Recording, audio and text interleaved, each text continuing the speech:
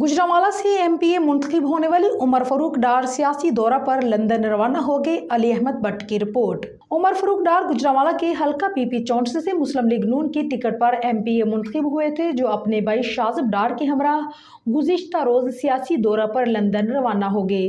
रवानगी से कबल उमर फारूक डार का कहना था कि वो अपने मुख्तसर क़याम के दौरान अपने छोटे भाई मारूफ बिजनेसमैन और मुस्लिम लीग नून लंदन के अहम रहनुमा अहसन डार समेत दीगर रहनुमाओं से मुलाकातें भी करेंगे।